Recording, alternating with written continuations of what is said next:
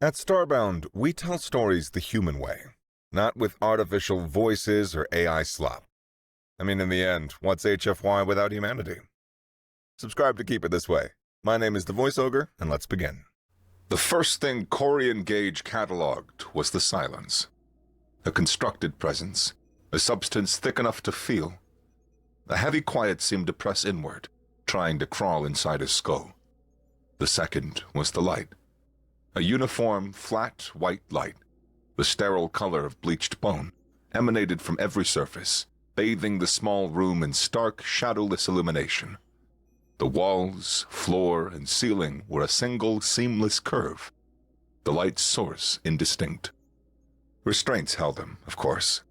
A contoured chair locked his wrists, biceps, torso, and ankles, an extension of the room itself. He tested the bonds, magnetic cuffs humming with a faint current.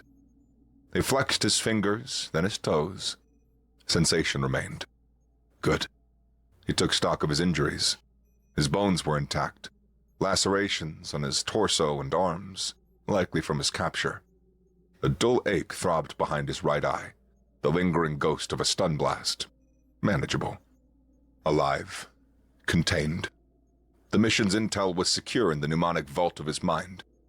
All other variables were secondary. He closed his eyes, filtering out the oppressive light, and settled his breathing into a slow, meditative cadence. Time passed in the unmeasured way of sensory deprivation. He marked it by his own pulse, the slow, steady rhythm a metronome in the void. He had disassembled and rebuilt the primary fusion injector of a Mark IV scout ship in his mind 3 times when the room's state changed. A thought pierced the silence, originating outside his own mind. So, this is the creature that cost us 2 patrol cruisers. It is underwhelming. The transmission arrived as a silent concept. It felt ancient, melodic, and layered with an arrogance as vast and cold as interstellar space.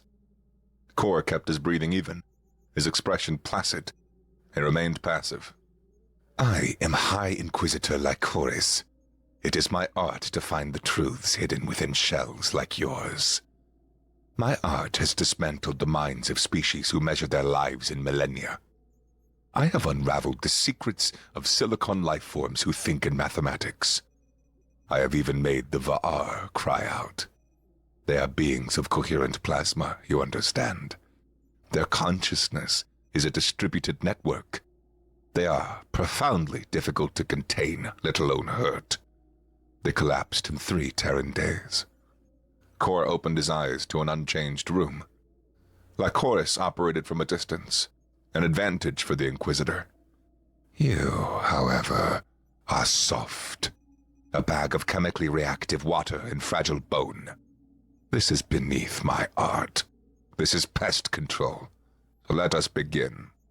A low hum vibrated through the chair, rising in frequency until it resonated in Kor's teeth. He recognized the signature from his Spectre program briefings, a vibrational weapon, tuned to the specific density of mammalian cartilage.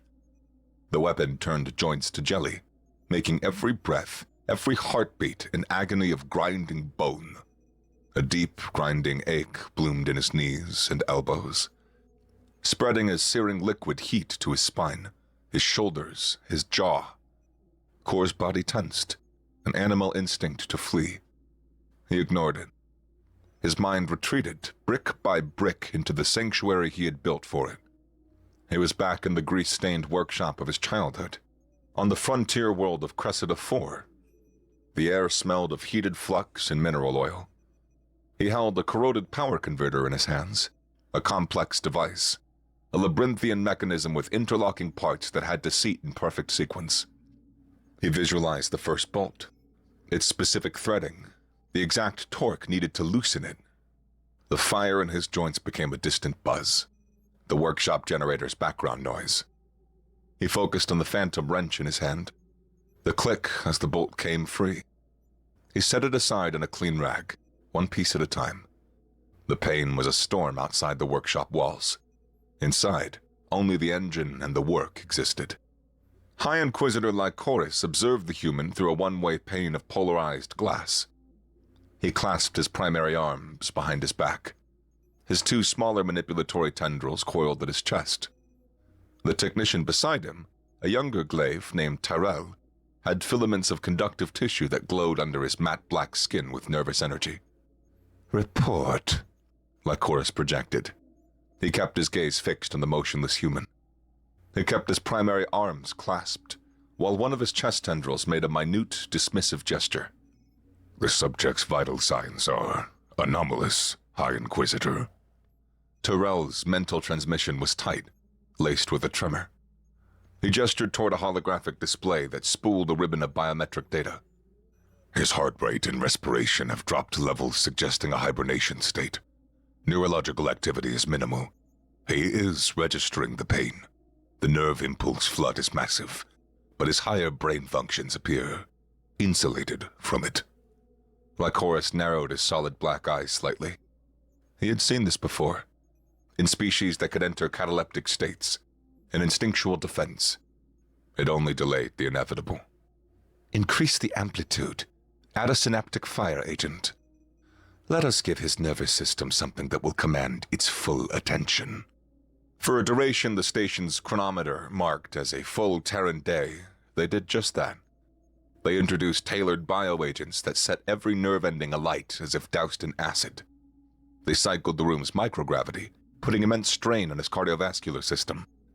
They bombarded him with subsonic frequencies that induced cellular abrasion. The human's body convulsed. His vitals spiked and plunged, but his brain activity held stubbornly locked in that same low-level pattern. A fortress under siege, its walls holding. One of Lycoris's tendrils clenched into a fist. He expected an exercise, a challenge. On the second day, he ordered the Grav Crusher field activated, a technique reserved for the most resilient subjects. It simulated the crushing pressure at the bottom of a gas giant's gravity well. Every cell screamed under the immense force. The Va'ar had lasted less than an hour against this. Lycoris watched the human's biometrics. The data showed the strain, the terrifying spike in blood pressure, the microfractures appearing in his bones. They waited for the scream, the psychic plea for release. Instead, the human's vital signs stabilized.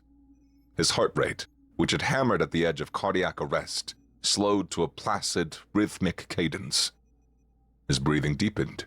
The frantic storm of neurological distress subsided, smoothing out into long, slow waves. The pattern was unmistakable. Lycoris's internal stillness wavered. He turned his full attention to the data stream, cross-referencing the patterns with trillions of xenobiological data points. The database returned a null result. The pattern was biologically nonsensical. Tyrell approached again, his movements hesitant, as if approaching a volatile energy source. He seemed to shrink under Lycoris's focused silence. "High Inquisitor," Tyrell began, his thought projection a faint whisper. "The subject's biometrics have stabilized. They're consistent with a deep hibernation trance. A xenotrance, according to a fragmented Terran text. A biochemically induced state of suspended animation triggered by systemic agony." Lycoris remained silent, his black eyes fixed on the human in the chair. Tyrell swallowed, a vestigial human gesture his species had adopted out of a sense of mimetic irony. "His higher brain activity has dropped to an unreadable, low-frequency pattern we cannot decipher, but the autonomic functions are stable. Sir, it appears he's fallen asleep." Lycoris unleashed a wave of cold psionic pressure, and Tyrell flinched as if struck. The psionic pressure made the air in the observation room feel heavy, charged. The feeling lasted a moment before he suppressed it, locking it away behind his discipline. One of his tendrils twitched, a motion so slight Tyrell could have imagined it. Lycoris looked at the human, this soft, fragile creature of water and bone. A cold, dangerous curiosity replaced his irritation. The art, it seemed, would be challenging after all. "The service lists him as KIA. We close the case, Colonel." General Voronin's office was in a study in calculated austerity. Polished chrome, dark wood from some long-dead Terran forest, and a vast window that looked out into the orbital dance of Aegis Command. Colonel Irina Koslav stood before his desk, her posture as rigid as the bulkhead behind her. "General, a glaive energy signature neutralized Captain Gage's beacon. The scout ship wreckage shows no sign of catastrophic malfunction. They ambushed and captured him." Voronin sighed, a sound of bureaucratic friction. He was a thick-set man whose uniform seemed a size too small. "Whether they captured him or killed him, the result is the same. He's gone. We must assume his mission data is compromised. We write him off and change the encryption keys. You know the protocol, Irina."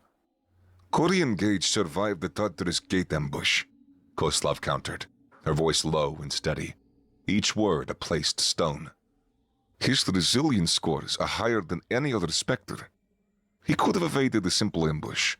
His silence is a sign that he's still fighting, holding the line." "That's sentimentality," Voronin dismissed, waving a hand. "And that is a luxury beyond our means. We're in a Cold War, Colonel. Acknowledging his capture means acknowledging our operation in the Acheron sector. That would give the Dominion the pretext they've been looking for. An open conflict over one man is a price the Confederacy refuses to pay." "He's one of our best. He's a symbol for the Spectre program." "He is an asset," Voronin corrected, "and we have expended him. Stand down, Colonel. That's an order." Koslav held his gaze, her expression unyielding. After a long moment, she gave a crisp nod. "Yes, General." She turned, and the sharp click of her boots echoed on the deck plating as she walked from the office. She bypassed the operations center for her own Spartan office, a room dominated by a dark command console. She brought up Gage's file. She bypassed the commendations and mission history, scrolling to the psychological profile, to the section detailing his upbringing on Cressida 4, feral world. Orphaned at age 8, survived alone in the wilderness for 6 months before a survey team found him. His Spectre trainers had filled his notes with quotes. Subject displays a near superhuman capacity to compartmentalize and endure physical stress. His pain threshold serves as a tactical consideration rather than a limit. Voronin's assessment was flawed. Gage remained a potent asset. He was a loaded gun, and the glaive were holding him. She would retrieve him. Koslav opened a secure encrypted channel and used a clandestine command structure. She routed the call to a small, deniable operations team she kept on retainer. Loyalists who trusted her judgment over any general's orders. "Commander Taggart," she said when the channel opened. "Prep the Nightfall. We're going on a reconnaissance mission.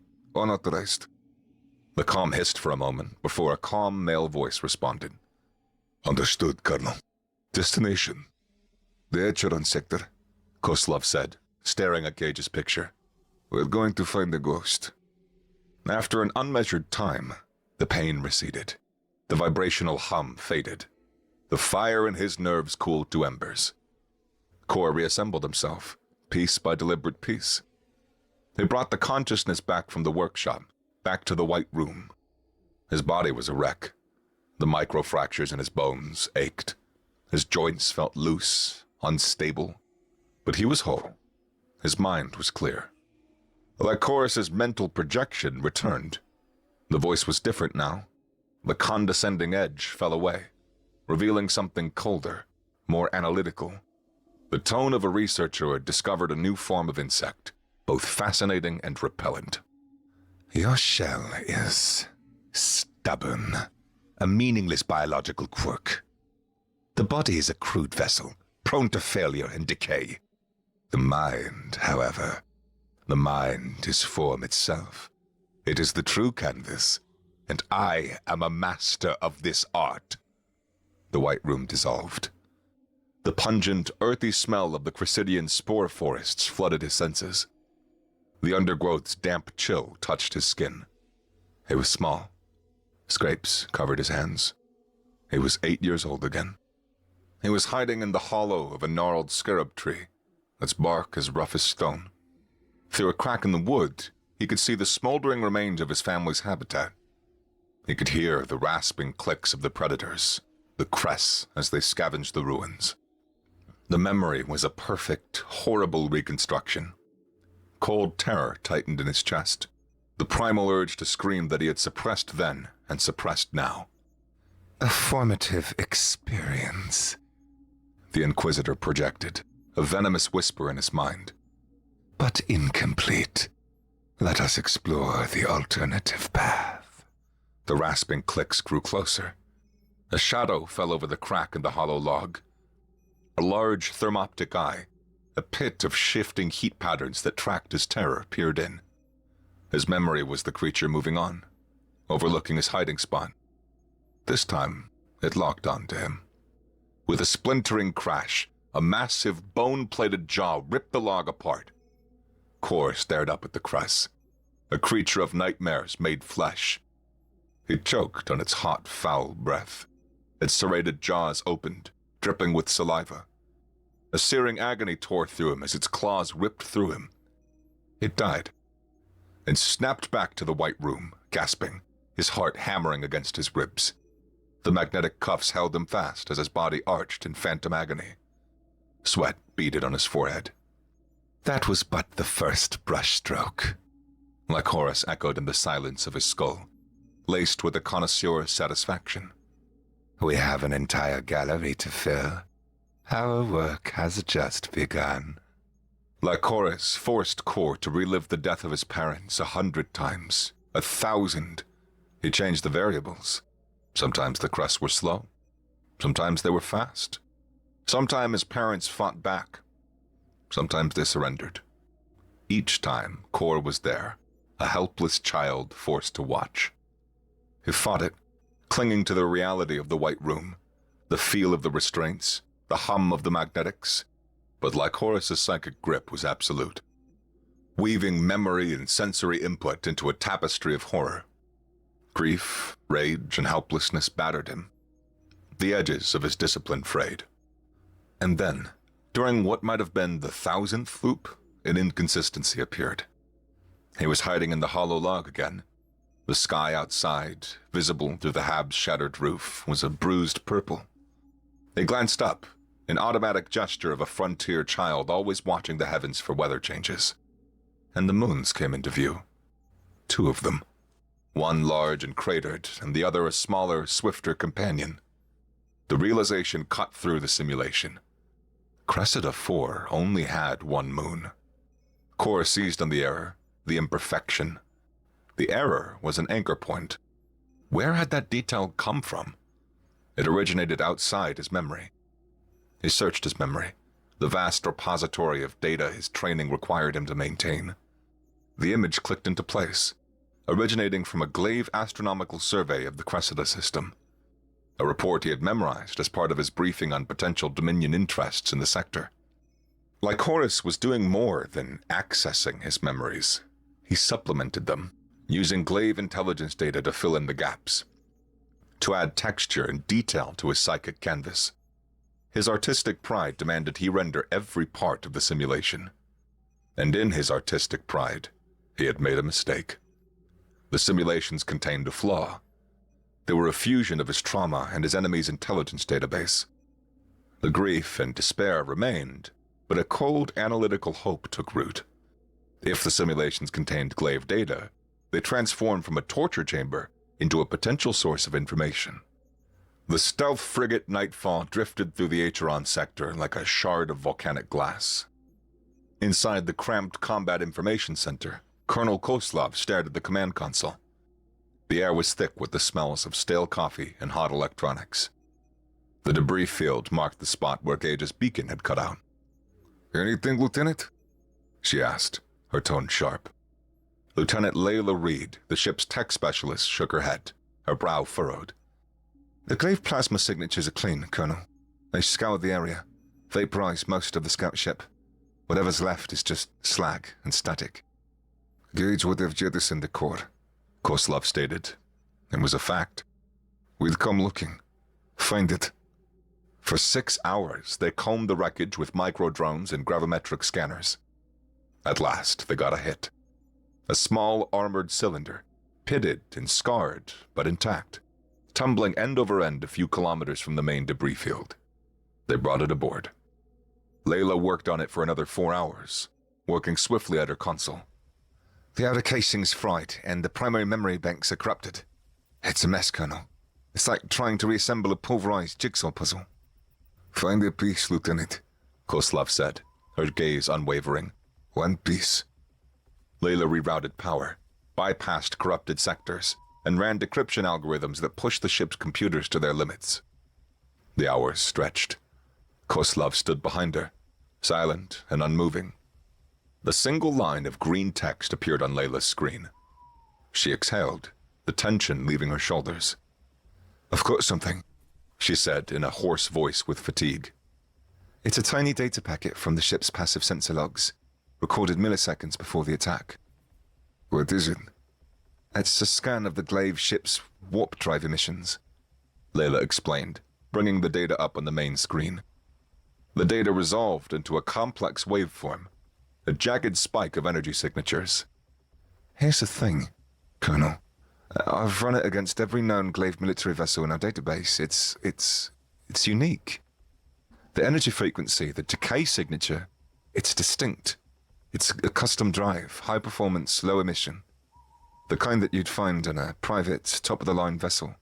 Something far more advanced than a standard Navy cruiser. Koslov stared at the waveform.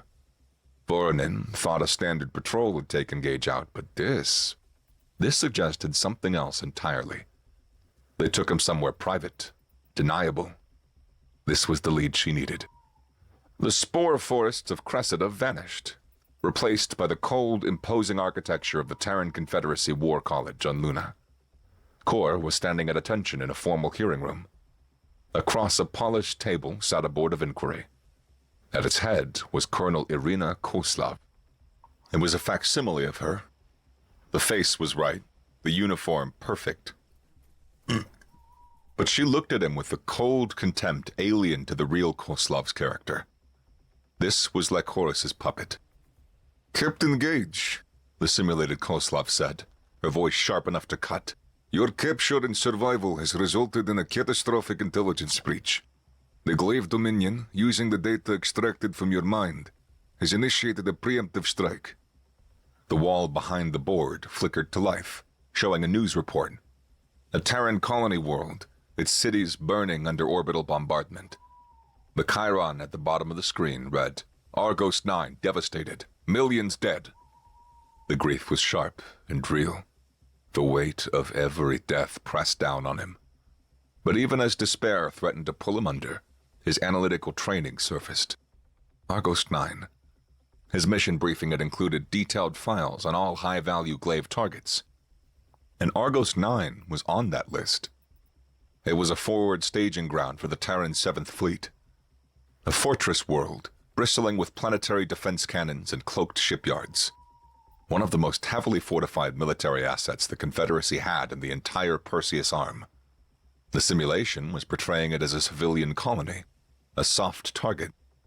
The fake news report maximized his guilt, but the choice of target, that was real. Lycoris, in an effort to break Kor, was using the Dominion's own internal targeting priorities. He had just confirmed that Argos 9 was at the top of their hit list. Another piece of intelligence, gleaned from the depths of his own torture. The grief remained, transforming. It cooled, hardened, and sharpened into a cold analytical fury. Lycoris, sensing a shift in the human psyche, altered his approach. The hearing room dissolved, and Kor was back in the canyons of the Acheron asteroid belt, reliving the final moments of his mission. Glaive cruisers decloaked, the plasma cannons glowing with lethal energy. His scout's ship tore apart. I watched his own capture over and over again. Do you see? Lycoris whispered in his mind. It was inevitable. Your struggles are meaningless. But instead of merely observing, Kor acted. In the real event, he had attempted to evade capture by flying a weaving path through a dense field of debris, having considered and discarded a riskier burn through a narrow, unstable canyon. This time, in the simulation, as the Glaive cruisers appeared, Kor abandoned his original path. He forced his phantom ship into the canyon. For a single moment, the simulation stuttered. The illusion flickered, the edges of the asteroids blurring for a nanosecond before snapping back into focus. The psychic equivalent of a computer program lagging as it scrambled to render an unexpected variable. Lycoris's program had to adapt. Core pressed the advantage. He flew with a suicidal recklessness that he would reserve for a final desperate gambit, pushing the simulated ship through maneuvers that defied its structural limits. Each deviation forced the simulation to react, to process, to compensate. He was stressing the system, testing its limits.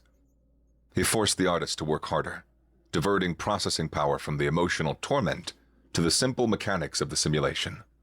For the first time since the interrogation began, raw annoyance tinged Lycoris's telepathic voice. A small victory.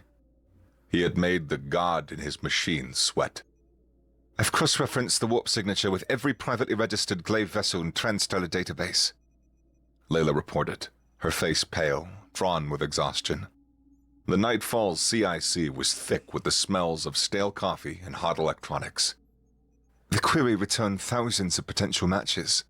It could be any wealthy noble or corporate entity. Koslov stood over her, staring at the list of the ship's registries scrolling down the screen. Filtered it. Cross-reference with any known political affiliations. Anyone with ties to the Glaive military or intelligence services. The list shortened, but it was still hundreds of names long. Koslov's jaw was tight. They were running out of time. Every hour they spent searching was an hour Core spent in enemy hands. Wait a minute, Layla said, her eyes widening. She highlighted a handful of names on the list. These vessels, they connect to the military.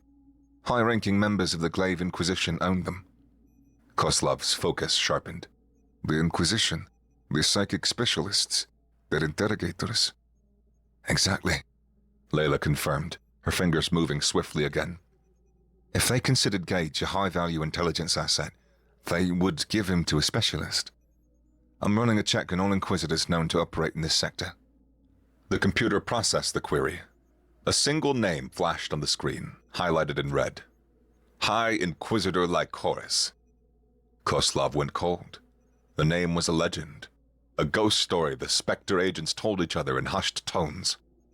An artist of psychological demolition. Pull up his file, she commanded, her voice a low growl. Layla complied. The file contained heavy censorship, but one detail remained legible. It mentioned a private clandestine facility, Lycoris's personal workshop, known only by its code name, Stillness. Its location remained classified above her clearance. But now, Koslov had the name of her enemy, and the name of the prison that held her operative. Lycoris's patience thinned. The psychological assaults were causing immense distress. The biofeedback was clear on that, but his core identity held fast. Lycoris prepared his masterstroke, to show the human his own failure, and the ultimate failure of his entire species. The simulation of the asteroid belt melted away. Core found himself standing on a plaza of cracked gray stone, under a sky the color of rust. The air thinned, choked with dust. Around him were the ruins of once great buildings, their skeletal frames reaching like desperate hands toward the polluted heavens. He recognized the architecture. The shattered dome of the Palace of Nations. The skeletal remains of the Confederacy Assembly Hall. Geneva. Earth. Glaive ships, sleek and menacing, hung in the sky like raptors. Their presence was absolute. Their dominion complete. Core felt the despair of a conquered species. The grief of billions of broken souls. The silence of a culture extinguished. The hopelessness of a lost war washed over him. The psychic blow intended to obliterate his will to resist. Core staggered, the weight of it bringing him to his knees. This was the end. Everything he had fought for, everything he had endured, had been for nothing. But even as the despair clawed at him, Spectre training was still working. He lifted his gaze to the glaive ships hanging in the sky. Something caught his eye. He recognized the model. Larger than the standard Dominion battlecruisers, with a different hull configuration. a more angular design. The main drive section was heavily armored, but he could see a series of thermal exhaust vents clustered near the primary emitters. The ventral hull, where the main plasma cannons resided, featured a complex array of targeting sensors that seemed oddly exposed. His training took over, and he began dissecting the design. He cataloged the weapon placements, the shield geometry, the potential structural weaknesses. Lycoris, in his supreme arrogance, had made one final fatal error. To create the most intimidating version of conquest possible, he had pulled the standard capital ship asset directly from the Dominion's own high command wargame simulations. He was showing Core their next-generation warship, the centerpiece of their future fleet. The despair broke against the cold rock of this realization. Core committed every detail of the ship to the mnemonic vault in his memory. The unshielded thermal vents, the exposed targeting arrays, the specific frequency of the shield emitters he could infer from their design. This was the key. This was more than mission-critical intel. This could change the war. The despair was still there, the cold background radiation, but a new singular purpose overshadowed it now. His mission was to resist. His mission was to endure. His new mission was to escape. Core yielded. He let the despair Lycoris was projecting wash over him completely. He let the simulated grief of a fallen Earth consume him. He crumpled to the ground in the ruins of Geneva, his psychic presence broadcasting psychological collapse.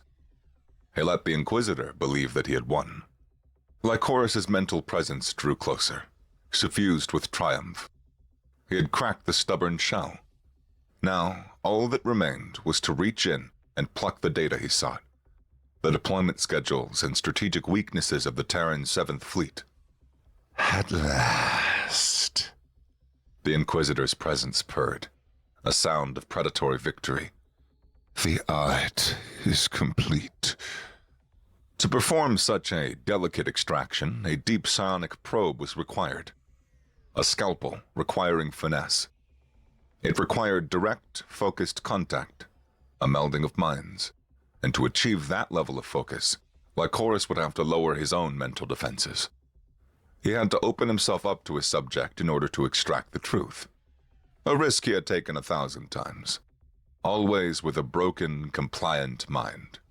Past successes assured him this would be the same. As the first delicate tendrils of Lycoris' consciousness probed at the deepest layers of his mind, Core retreated. He pulled his own consciousness back to a single protected memory. A quiet moment from his childhood, before the Cress, before the wilderness. He was in the small hab on Cressida 4. His mother was sitting with him by the warmth of the habitat's power core. She was teaching him a poem from an old book, one of the few they had brought from Earth. Her voice was warm, her presence a shield against the wild frontier outside. He focused on the words, the cadence, the deep foundational security of that moment. He prepared the mnemonic trigger, the key to his ultimate defense, the last resort of the Spectre program. I've found it. Koslov's voice was a low whisper in the darkened CIC of the nightfall. Everyone turned to her. On the main display was a three-dimensional map of a dense asteroid field. One asteroid, a lump of rock and ice designated XB347, was glowing red. The official Glaive geological surveys of this sector are meticulous, she explained, pointing to the screen. Except for this one. XB347's mass and gravitational readings in the public database are off. Someone has falsified them. But our deep-range gravitational lensing detectors are showing a much higher mass concentration, consistent with the hollowed-out, reinforced facility. Layla overlaid the new readings onto the map. The asteroid's image sharpened, revealing the outline of a concealed station. Stealth shielding, she breathed. Top of the line. They're venting heat to the asteroid's core. It's almost invisible. That's it, Koslov said, her voice resolute. Stillness. She zoomed in on the schematic. They'll have us outgunned and outnumbered. A direct assault would be fatal. We do this fast, and we do this quiet. Thermal breaches.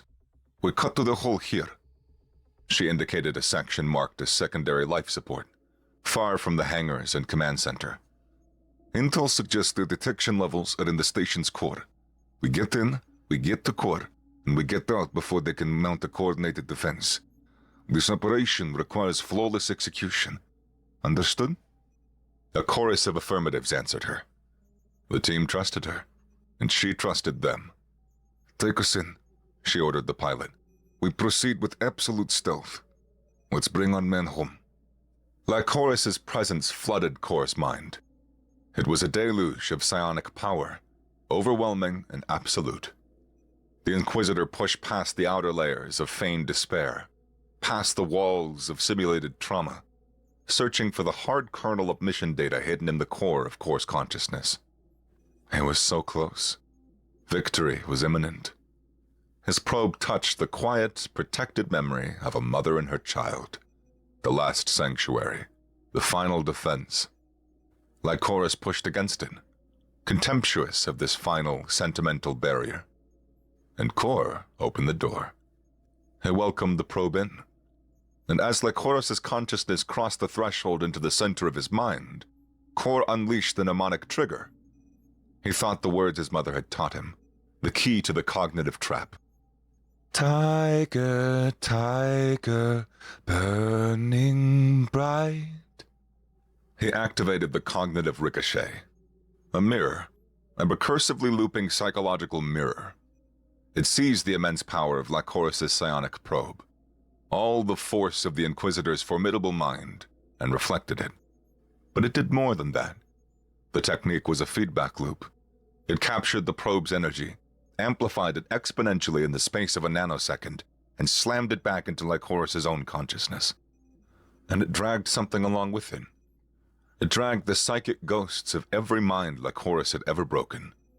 The plasmic scream of the Va'ar, the logical despair of the silicon life forms, the millennia of sorrow from ancient forgotten races.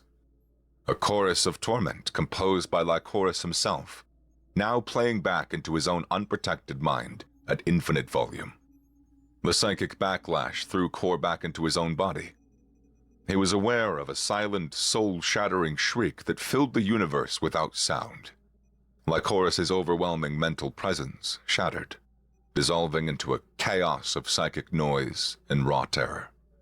In the observation room, Lycorus's body convulsed, a spasming tendril slamming against a glowing red panel on his control console, the emergency release.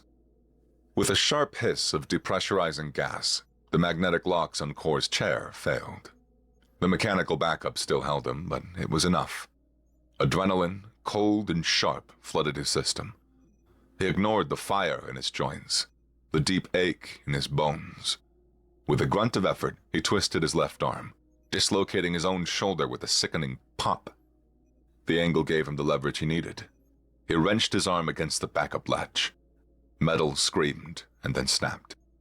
One arm was free. The rest followed. He smashed the remaining latches, freeing himself from the chair. He stood, unsteady, his body an instrument of pain, but he stood, free. He forced the shoulder back into its socket with a choked gasp and staggered from the white interrogation chamber. The observation room was just outside. Lycorus was on the floor, curled into a fetal position. He had wrapped his arms in tendrils around his head, his slender body trembling violently. He stared into the distance, his black eyes wide with a terror that saw things far beyond the room. It was catatonic, lost in the psychic hell Kor had created for him. Two glaive guards, drawn by the commotion, rushed into the room, their plasma pistols raised. They froze for a crucial second, struggling to process the sight of their High Inquisitor broken on the floor, and their human prisoner standing over him. That sliver of hesitation was his opening. He lunged forward, inside the range of their pistols. An elbow strike to the throat of the first guard, crushing his larynx. He spun, seizing the guard's weapon, and he brought the butt of it down on the second guard's elongated skull with a sickening crack. Both glaive crumpled to the deck in an ungainly clatter of limbs. Kor stood over them, gasping for breath, the captured plasma pistol solid and real in his hand. He moved down the sterile corridor, A vengeful ghost in a silent, white-walled prison. The hunt was over. His escape had just begun. A section of the outer hull of stillness glowed cherry red, then peeled away as the nightfall's thermal charge did its work. Alarms blared throughout the station, a chaotic alert triggered by the psychic overload from Lycoris's collapse. It served as cover. Commander Taggart and his three-person breaching team stepped through the hole into a service corridor, the air filled with the sharp scent of super-chilled coolant. The glaive defense was in disarray. Personnel moved through the corridors, but they moved with uncertainty, following fragmented orders. Their command structure was reeling.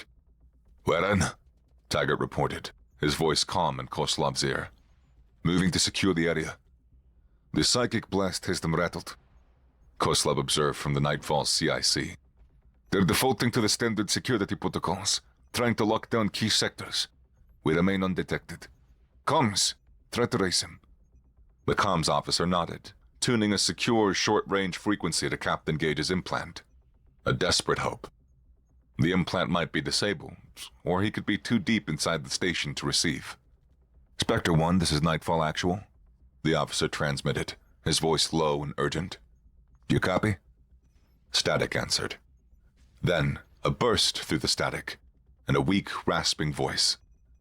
"Actual, this is Spectre 1. I copy. It's good to hear your voice." Koslov allowed herself a single, sharp exhale of relief. "Status, Captain?"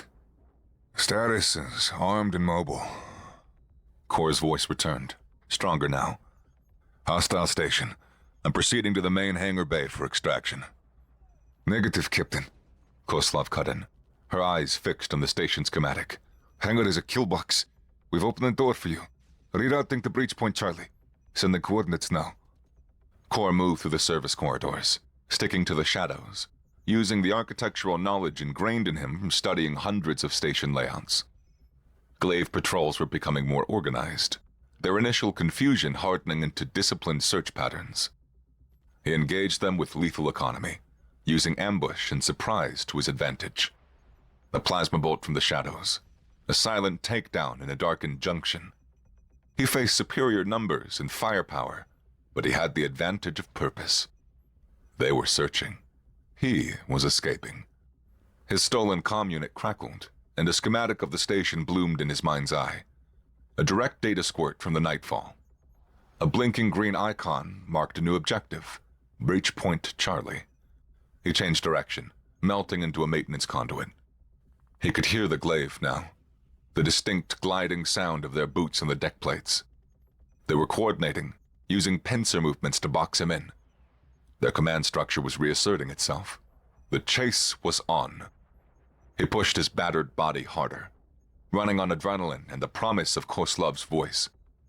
He rounded a corner and ran straight into a 4-glaive fire team. Plasma bolts sizzled past his head, scoring black streaks on the corridor wall. He ducked behind a support pillar, the chemical tang of superheated air filling his lungs. They pinned him. "He's pinned down," Taggart reported from his position near the breach point. "Corridor 9, Gamma. Heavy resistance." "Retrieve him." Koslov's voice was flat, absolute. "Provide covering fire. Get him out." From the opposite end of the corridor, Taggart's team opened up. A volley of pulse-fire rifle tore into the glaive patrol's flank, forcing them to split their attention. The opening Kor needed. He broke from cover, firing the plasma pistol on the move. He aimed to suppress, to create chaos. He ran through the crossfire. The breach team, their Terran combat armor a welcome sight. Taggart, and behind him, framed in the ragged hole leading to the stars, Colonel Koslov. Her face grim, a pulse rifle in her hands. Their gazes met. A single, sharp nod passed between them. Glaive reinforcements stormed the corridor, laying down a furious barrage of fire.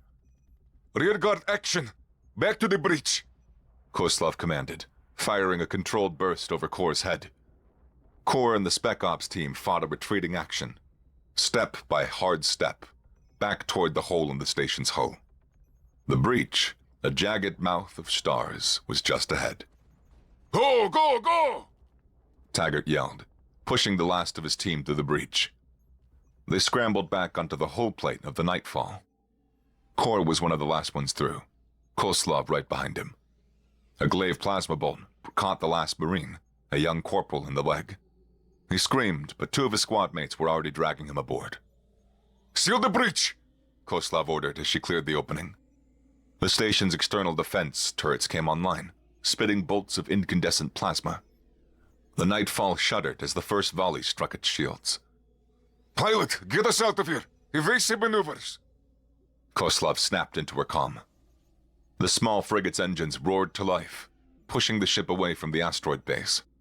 The pilot, Jin, threw the ship into a wild, unpredictable corkscrew, dodging plasma fire that crisscrossed the void. The station's guns were finding their range. The second volley hit, and the lights inside the Nightfall flickered. "Warp drive charged!" Jin yelled over the intercom, his voice strained. "On your mark, Colonel!" The final, massive volley erupted from the station, a concentrated blast that would turn them to atoms. "Mark!" Koslov roared.